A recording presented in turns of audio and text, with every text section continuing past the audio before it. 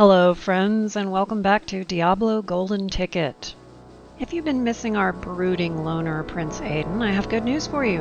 We're going to focus on him this time and follow him through level 8 of the Diablo dungeon, the final level of the catacombs section.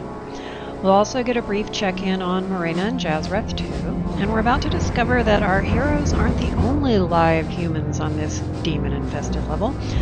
There's someone else down there too. Someone no player of Diablo is likely to forget. Are you ready? Here we go. The first thing Aidan finds down here is another tome in the handwriting of Archbishop Lazarus. Lazarus disappeared down here and is apparently now in service to someone or something called Diablo. Glory and approbation to Diablo, Lord of Terror and leader of the Three. My lord spoke to me of his two brothers, Mephisto and Baal, who were banished to this world long ago. My lord wishes to bide his time and harness his awesome power so that he may free his captive brothers from their tombs beneath the sands of the east. Once my lord releases his brothers, the Sin War will once again know the fury of the Three. All evidence suggests that Diablo is here somewhere, biding his time to free his two brothers.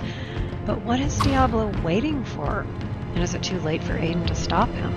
I think Aidan's hopes of finding his brother Albrecht alive and well are fading, but that almost doesn't matter now given the scale of the threat. Jazreth has also found a tome on level 8, by the way. The wages of sin are war. Take heed and bear witness to the truths that lie herein, for they are the last legacy of the Horadrim. When the eternal conflict between the high heavens and the burning hells falls upon mortal soil, it is called the Sin War. Angels and demons walk amongst humanity, in disguise, fighting in secret, away from the prying eyes of mortals. Some daring, powerful mortals have even allied themselves with either side and helped to dictate the course of the Sin War. To Jazreth, this is all of intense academic interest. He's not terrified at all, at least not yet. And then of course there's the third book, the demonic tome, that sadly won't appear in any of my playthroughs. It goes a little something like this. Many demons traveled to the mortal realm in search of the three brothers. These demons were followed to the mortal plane by angels who hunted them throughout the vast cities of the east. The angels allied themselves with a secretive order of mortal magi named the Horadrim, who quickly became adept at hunting demons. They also made many dark enemies in the underworld. Now here's where we find out that our melee fighter Aidan has lucked into a level full of ranged enemies. That happens sometimes. You have to decide, am I going to switch to the bow or use the weapon I'm good at and just chase everything around going, ah! Now when they're all lined up like this and you know they'll just scatter if you run toward them, it is kind of a time saver overall just to switch to the bow.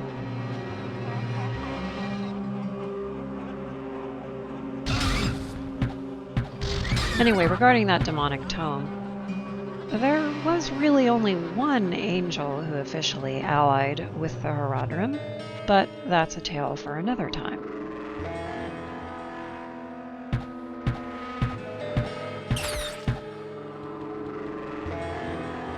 We've got a creepy shrine here, which sounds bad, but actually these increase strength, so it's a nice find for our warrior. Notice he's 70 before he touches the shrine. And now 72.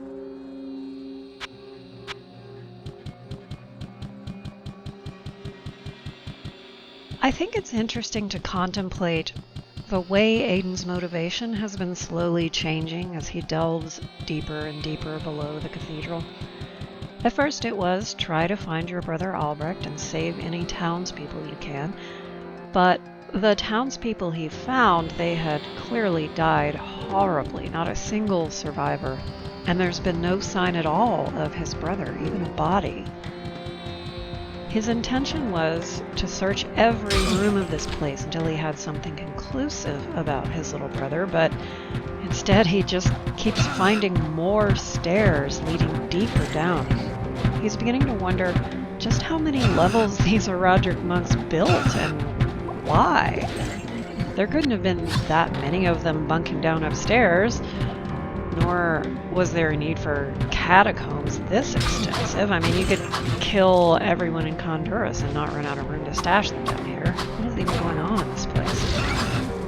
So, as Aidan's hopes about his brother fade, he's now focused mostly on finding the bottom of this thing and clearing all the evil creatures out of it in some attempt to protect the town from further raids.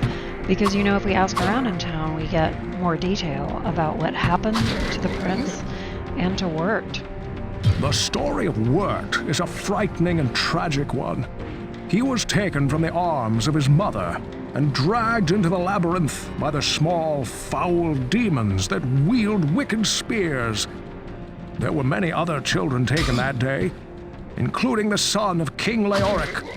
The knights of the palace went below, but never returned. The blacksmith found the boy, but only after the foul beasts had begun to torture him for their sadistic pleasures. I highly recommend that you go and gossip with the NPCs at least once per dungeon level or so, because you can get some really interesting lore that way. Now, Aidan has the charged bolt spell from a shrine on a previous level, remember? So I tried here just to see if he can reach some of those guys in there, but he might as well just be sending them sternly worded letters. Plus, he immediately runs out of mana. Honestly, most of the fancy stuff I try with Aidan doesn't work nearly as well as just running up to stuff and hacking it in the face. He's still using the butcher's cleaver, and it seems to be doing a respectable job cleaving these guys.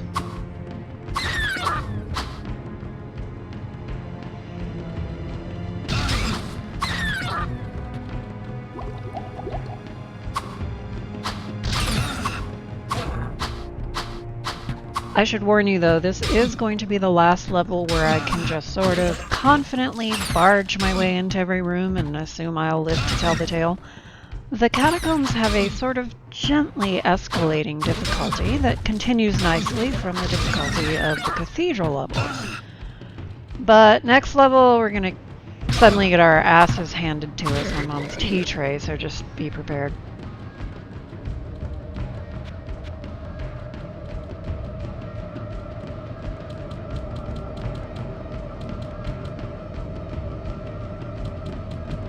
Oh no, a room full of book stands and a bookshelf. Oh no. Let me give you some context for my dismay. Oh, stairs to level 9 there. Anyway, I've already played through level 8 on Jazreth and Morena, and they both had a quest in a room that looked just like this. A quest called Zhar the Mad. Let me give you a glimpse of what this quest is like through the eyes of two characters who are theoretically better equipped to handle it than Aidan.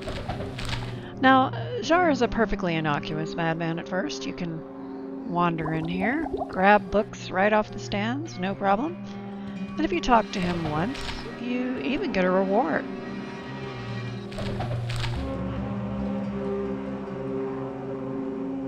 What? Why are you here? All these interruptions are enough to make one insane. Here, take this and leave me to my work. Trouble me no more. Now the book he drops is random. You can even reload the save until you get a spell you like.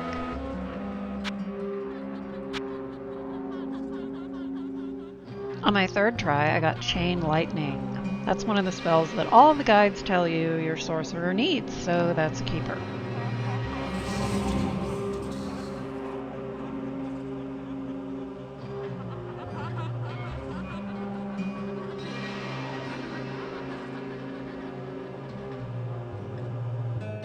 Notice how patiently and peacefully Zhar stands here while I fiddle around with my inventory and my spellbook. I'm honestly not sure yet why Chain Lightning is so much better than Charge Bolt. It certainly doesn't do much more damage at level 1 than my level 8 Charge Bolt. But we'll see when I try using it how different it is. I wisely save the game at this point, because if you try to talk to him again, or if you try to loot the bookshelf behind him, he loses his shit. Your curiosity will be the... Now, his firebolts are powerful as hell, but that's not the worst thing about him. The worst thing is that he constantly teleports, making it fiendishly difficult to target him. Now, I lied. The worst thing about him is how much health he apparently has, in addition to both fire and lightning resistance, as well as total immunity to magic, which, remember, magic means any spell that isn't fire or lightning. So you can hear all these firebolts hitting him from these guardians I'm frantically spamming to save myself, but they're barely singeing him. Now, I'm not great at sorcerer in general, but trying to figure out what spell to use while running around frantically dodging firebolts and trying to hit a guy who doesn't stay put, that's enough to make my hair fall out in clumps. Let's skip the part where I die, I think, literally a dozen times. And the probably grand total of an hour I spent running around trying not to die while doing 0 damage, and skip to the strategy that finally worked for Zhar. Once again, it comes down to what feels almost like cheating. I found the one place I could stand where Zhar couldn't hit me, but kept standing in place to cast his spell. And I just cast Charge Bolt after Charge Bolt at him from here. Now, as you can see, this isn't exactly efficient. A lot of the bolts are just going astray. But you can see each time one hits him, and some of them are. But after a solid minute of doing this, he's still not dead. So I need to find something that's at least guaranteed to hit him. So I switch to my Guardian Staff and start plopping Guardians down to shoot auto-targeted firebolts at him.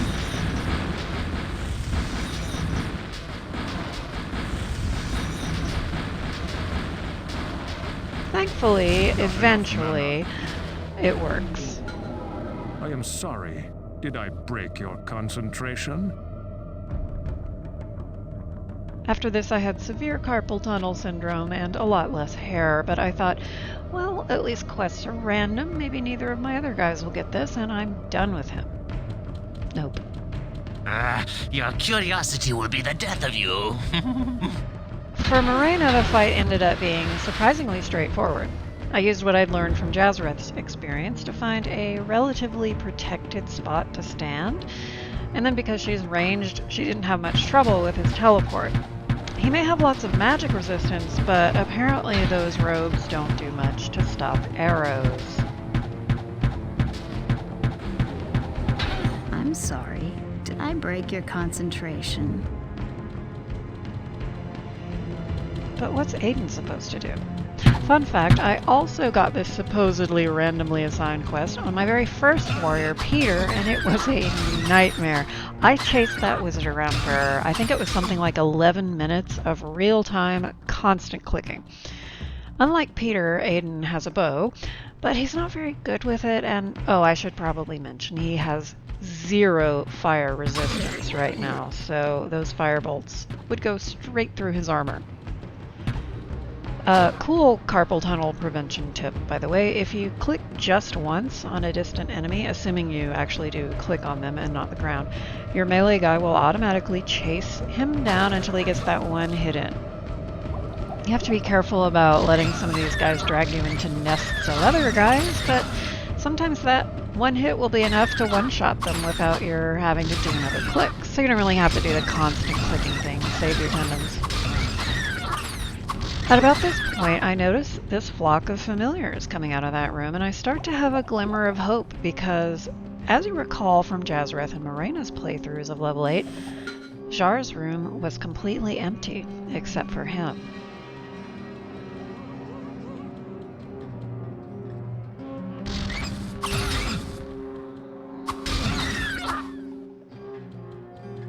And my hunch was right.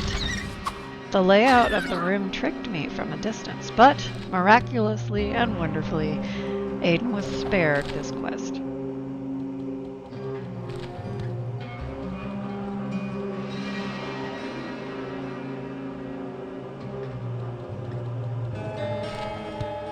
too much baggage. Ooh, that Book of Elemental will sell for a pretty penny. Another pro tip, sometimes if you play inventory Tetris a bit, you can pick up that one last thing before you portal back to town to sell. I just need 4 open squares for that pricey book. Ah, there we go.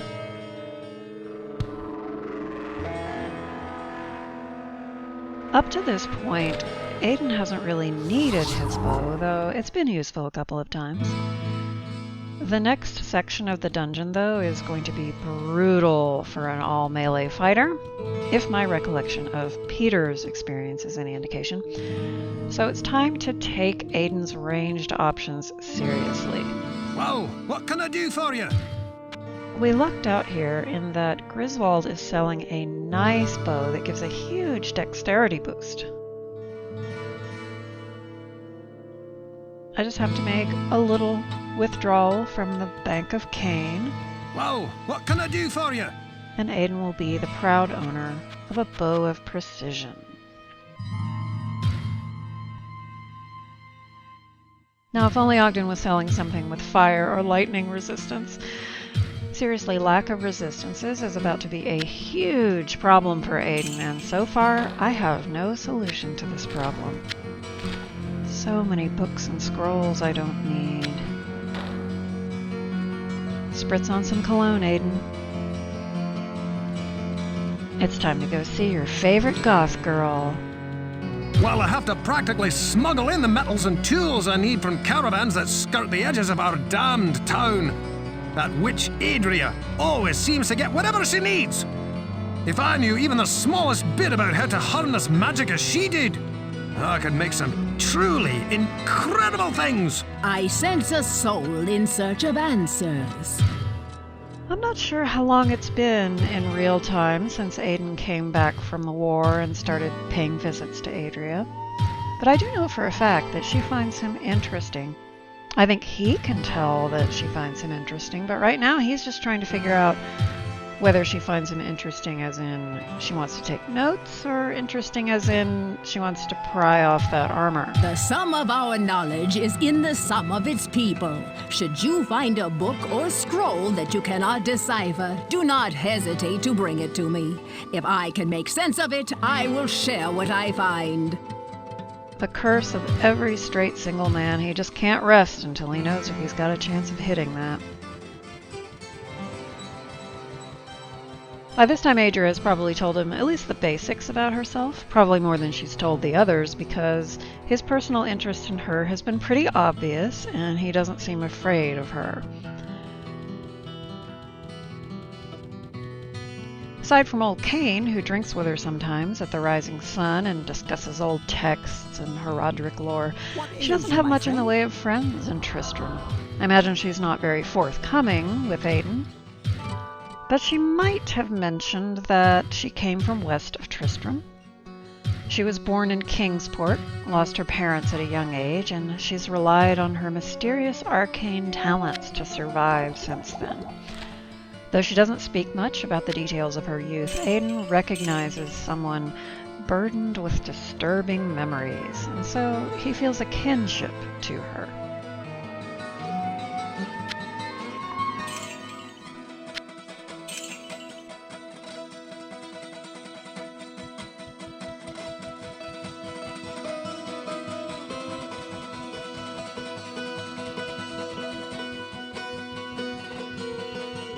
There are still a few more areas of level 8 that we haven't explored yet, and at this point I'm holding out hope that I will find some kind of weapon or armor with a resistance attached to it.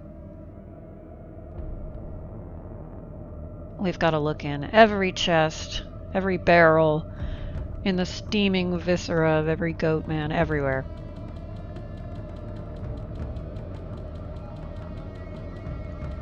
That's one of the real challenges of this game, is that you have so little control over your own equipment.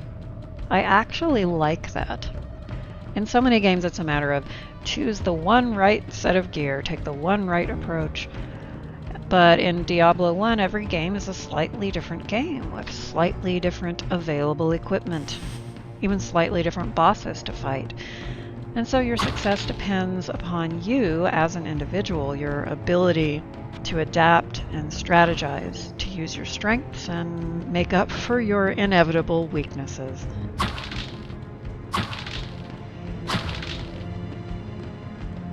And it's immersive too, of course. Aidan is down here without a wiki. He's surprised at every turn by what he finds, scavenging the lost weapons and armor of the dead, and counting on the fact that his skill will prevail even though that equipment clearly wasn't enough for the last people who used it. Almost enough. It got them this far, but Aidan needs to be just a little bit stronger than they were, a little bit smarter.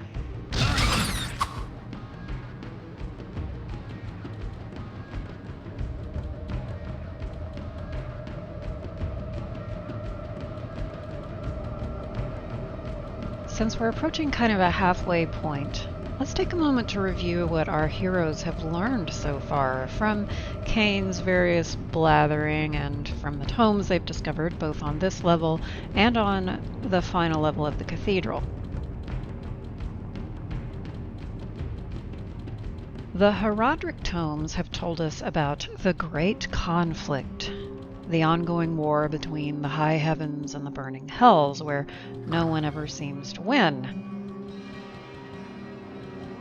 There was also mention of the Sin War, which in this text was meant to just generally refer to the struggle over control of humanity on Sanctuary by both those groups, but that canon has changed a bit since they let Richard Knack write a series of novels about the Sin War, and of course he made it all about his OC saving creation that one time and being more powerful than all the angels and demons, so I'm probably not going to say much about the Sin War.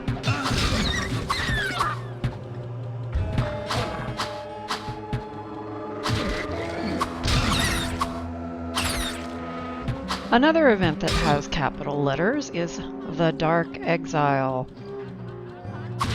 This refers to Diablo and his two brothers ending up on Sanctuary instead of down in the burning hells where they belong. It's referred to as an exile and a banishment, so it would seem that it was against their will. The demonic tomes we've found seem to confirm this. They say there was a rebellion and the lesser evils threw the three brothers out. And now two of those lesser evils, Belial and Asmodan, are fighting over who gets to rule hell. An interesting note from the wiki, when Lazarus goes on in his tome about Diablo's plan to free his two brothers from their prisons, he refers to Diablo as the leader of the three. This is actually questionable. Diablo is the youngest, and many people seem to believe him the most powerful, but I think calling him the leader that conclusively is maybe a teensy bit of bias on the part of his toady boy Lazarus, or maybe Diablo himself, if that's what he told Lazarus. At any rate, we're dealing with some extremely unreliable narrators here.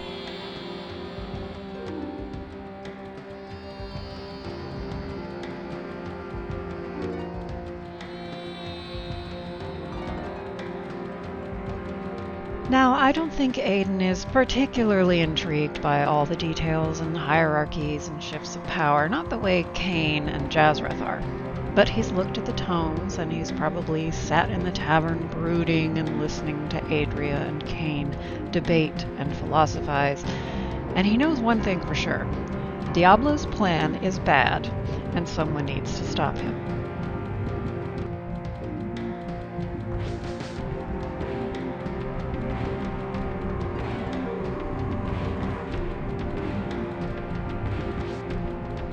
He's still optimistic at this point, to the extent that you could even use a word like that to describe Aidan. He's had great success so far through 8 floors of demons and undead, the Butcher, his own crazy father's skeletal remains. All this has given him confidence.